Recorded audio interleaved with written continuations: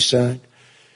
But now grocery prices, energy prices, airfares, mortgage rates, rent, and car payments are all coming down, and they're coming down fast. We inherited a mess, but we've done a hell of a job in 12 months. Under my most favored nation policy for drug prices, the cost of prescription drugs is coming down by up to 90%, depending on the way you calculate. You could also say 5, 6, 7, 800%.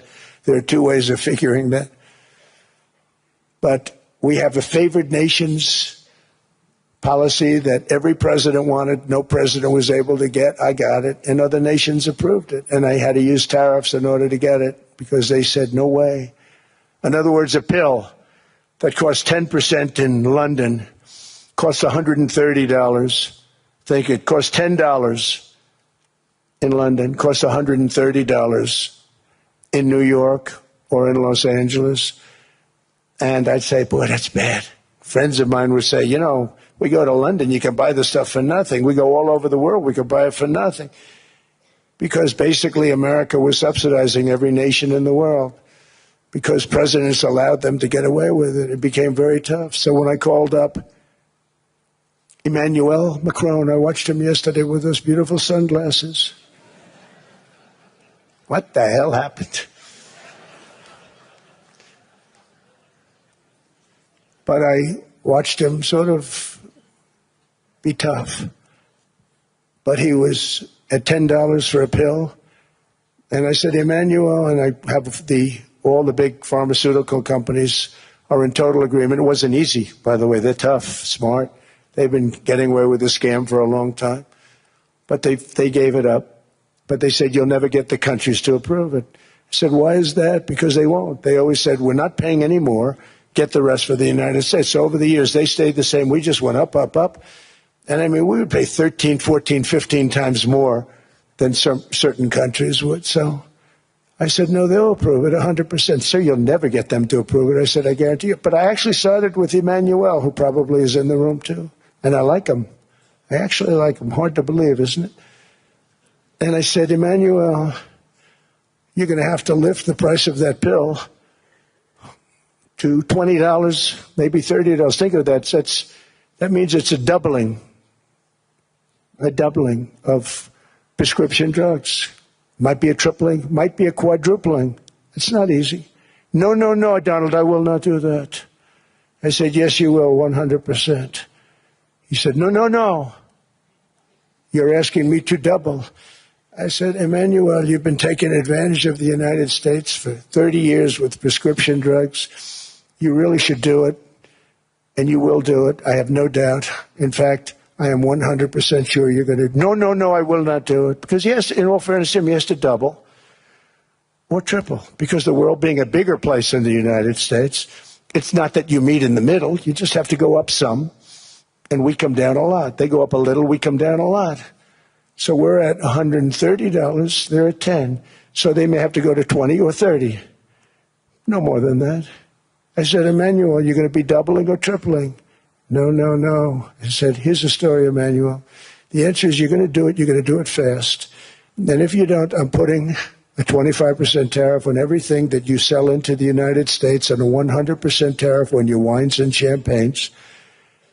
And that's about 10 times more than what I'm requesting. And you're going to do it. I don't want to go public with it, but you may make me do that. No, no, Donald, I will do it. I will do it. It took me, on average, 3 minutes a country, saying the same thing. You will do it. They all said, no, no, no, I will not do it. You're asking me to double the cost of prescription. I said, that's right, because you've been screwing us for 30 years. And they said, we will not do it. I said, that's all right. On Monday morning, we're putting a 25, 30, 50. I gave different numbers for different countries. This is also national security we're talking about. Not fair. We're not going to subsidize the whole world. And every one of those countries have agreed to do it. So one of the biggest things that I've done is the fact that we have now most favored nation. We will pay whatever the lowest price is in the entire world. So our drug prices are going to be coming down by staggering 90%. Again, you could say 1,000%, 2,000%. Depends on the way you want to figure it, but we'll go with the way the fake news likes it better because it sounds, can you imagine a 90% reduction sounds much worse. But drug prices are going to be coming down tremendously in all the nations, and I appreciate them doing it, but they did it, in all fairness, without tariffs. I wouldn't have been able to get it done. After declining $3,000 under Biden, real incomes are up in the United States by $2,000, $3,000, and even $5,000 and more. Home ownership has always been a symbol of health and vigor of American society, but that goal fell out of reach for millions and millions of people in the Biden era because interest rates went up so high.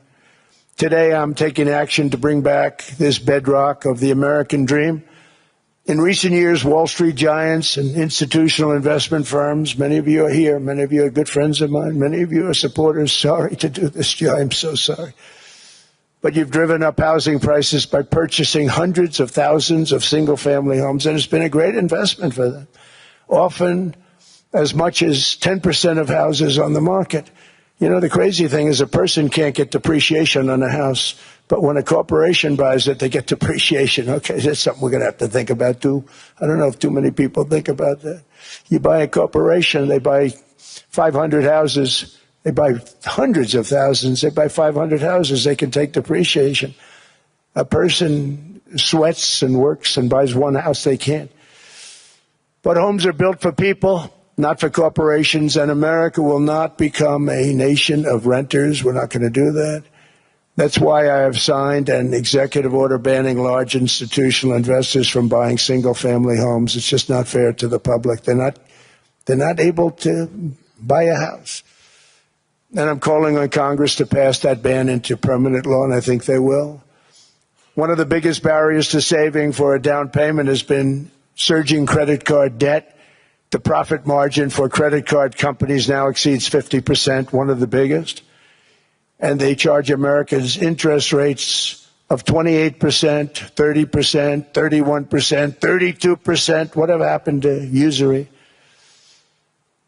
So to help our citizens recover from the Biden disaster, all caused by this horrible precedent, I'm asking Congress to cap credit card interest rates at 10% for 1 year. And this will help millions of Americans save for a home. They have no idea they're paying 28%.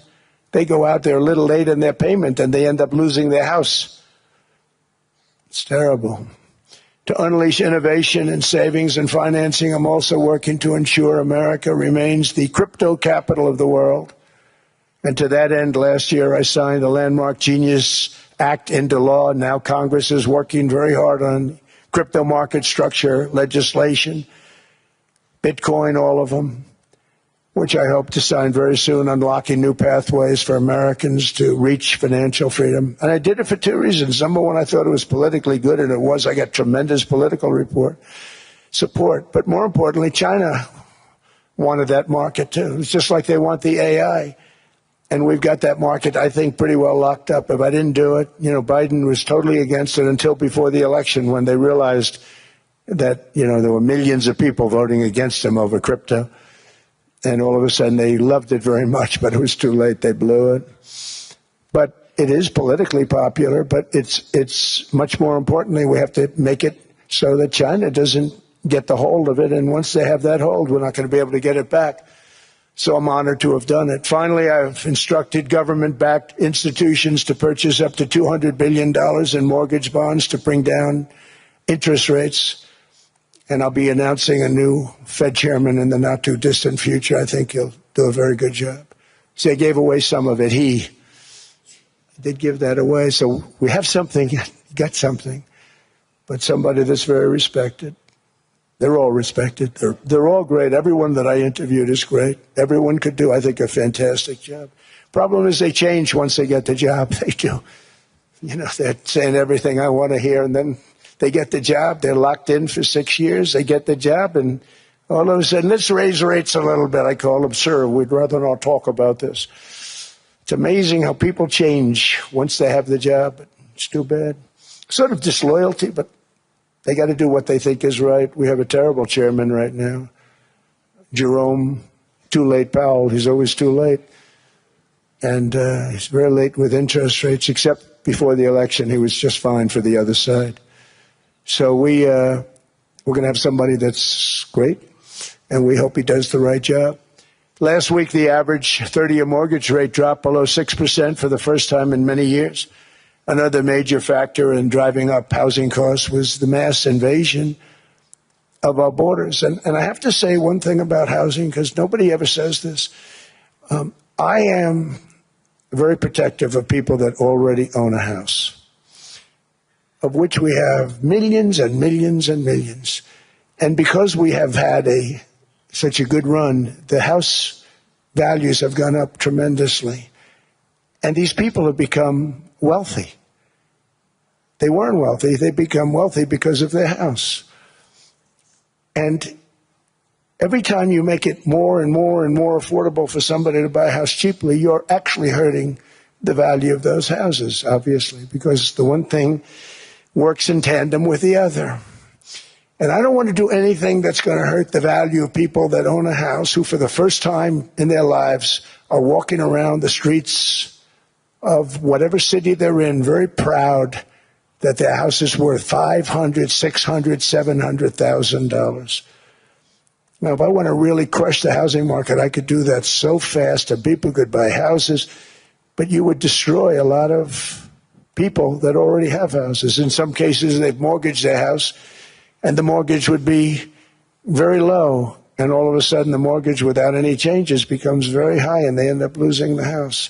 I'm not going to hurt, and I speak with Scott, who's doing a fantastic job, and Howard, who's doing a fantastic job, and all of my people. And I always say, look, I can crush the hell out of the market. We can drop interest rates to a level, and that's one thing we do want to do. That's natural. That's good for everybody. The dropping of the interest rates, we should be paying a much lower interest rate than we are. We should be paying the lowest interest rate of any country in the world, because without the United States, you don't have a country. I mean, I had a case with Switzerland. We happened to be in Switzerland. Maybe I'll give you a quick story. But they were paying nothing. They make beautiful watches, great watches, Rolex, all of them. They were paying nothing to the United States when they sent their product in. And we had a $41 billion deficit. $41 billion with this beautiful place. Flew over it, isn't it nice? So I said, let's put a 30% tariff on them so that we get back some of it, not all of it at all. We still have a deficit, big deficit. We had 41 million. That's a big deficit. And I said, let's put a tariff on. Different tariffs, different places. You're all party to them. In some cases, victims to them. But in the end, it's a fair thing. And most of you realize that. But we put a 30% tariff on Switzerland, and all hell broke loose. They were calling, like you wouldn't believe. And I know so many people from Switzerland, incredible place, incredible, brilliant place. But I didn't realize that they're only good because of us. And there's so many other examples. Us and probably other places, but a majority of the money they make is because of us, because we never charged them anything. So they come in, they sell their watches, no tariffs, no nothing. They walk away, they make $41 billion on just us. So I said, no, we can't do that. So I'm going to bring it up. I still would have a deficit pretty substantial, but I brought it up to 30%. And I guess Prime Minister, I don't think President, I think Prime Minister called a woman, and she was very repetitive. She said, no, you cannot do that, 30%. You cannot do that. We are a small, small country. I said, yeah, but you have a big, big deficit. You may be small, but you have a bigger deficit than big countries. He said, no, please, you cannot do it. Kept saying the same thing over and over. We are a small country. I said, but you're a big country in terms of...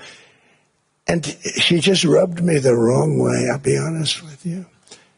And I said, all right, thank you, ma'am, appreciate it. Do not do this. Thank you very much, ma'am. And I made it 39%. And then all hell really broke out. And I was paid visits by everybody. Rolex came to see me. They all came to see me. But I realized, and I reduced it, because I don't want to hurt people. I don't want to hurt them. And we brought it down to a, lower level. Doesn't mean it's not going up, but we brought it down to a lower level. But they pay now, tariff. But I realized that we have many places like that where they're making a fortune because of the United States. Without the United States, they wouldn't be making anything. Think of it. Switzerland made $41 billion on us. And as she said, it's a small place. And I realized with that, I don't know, because she was so aggressive. And I realized in that conversation that the United States is keeping the whole world afloat. Many places, I could give you 6, 7 places just in the people in this little area. I know every one of them. They're looking down. They don't want to see me and they don't want to stare me in the eyes. But they're taking advantage of, everybody took advantage of the United States. But I've been very fair, and I gave them a tariff, and it was fine. But I realized that without us, it's not Switzerland anymore. Without us, it's not any of the countries that are represented here. And we want to work with the countries. We want to work with them. We're not looking to destroy them. I could have said 39, 40%. I could have said I want a 70% tariff, then we make money with Switzerland. But Switzerland would have been probably destroyed, financially destroyed. I don't want to do that. But we should be paying the lowest interest rate of everybody. I hope Scott's listening to this, because we should be paying the lowest interest rate of everybody. Without us, most of the countries don't even work. And then you have the protection factor. Without our military, which is the greatest in the world by far, without our military, you have threats that you wouldn't believe. You wouldn't believe. You don't have threats because of us, and that's because of NATO. One other thing, and I have to say it so importantly, in the old days, and I used to say I'm the youngest in the room. Now I'm among the older. I hate to say it. I don't feel old, but I'm among the older. But I remember not long ago, 20, 25 years ago, when good news came out about, let's say, the United States. The United States had a great quarter. The United States had a great month. All the stocks went up. And that's the way it's supposed to be. Now when they say the United States had a record quarter, it's unbelievable how well it's doing, all the stocks crash because they say, oh no, inflation, they're going to raise interest rates. And they do. Some of these stupid people like Powell, they raise interest rates. And what they do is they stop you from being successful. It used to be when we had a great quarter, a great month, great earnings, great anything, any good news, the stock market went up. That's the way it's going to be. We got to do that again because that's the way it should be. Now when we have a great month, they want to kill it. Like we did over 5%. People were surprised. We should do 20%. We could do 25%. When we announce good numbers, and the reason is they're so petrified of inflation. And growth doesn't mean inflation. We've had tremendous growth with very low inflation. In fact, growth can fight inflation, proper growth. So we want to get back to the days when we announce great numbers, because we're going to be announcing phenomenal. You know, all these factories that are being built at record, thousands of businesses are being built right now. Remember, $18 trillion is invested. I think the second number is 3, and that was China many years ago. Investments in the country from outside. 18 trillion, nobody's ever seen. And that's money coming in and building things, factories. Thousands of businesses are being built, thousands. Hundreds of big factories, car plants are moving back to the United States. They're coming in from Canada. They're coming in from Mexico, from Japan. Japan's coming in and building plants here in order to avoid tariffs. They're coming in from China. They're coming in from all over the world.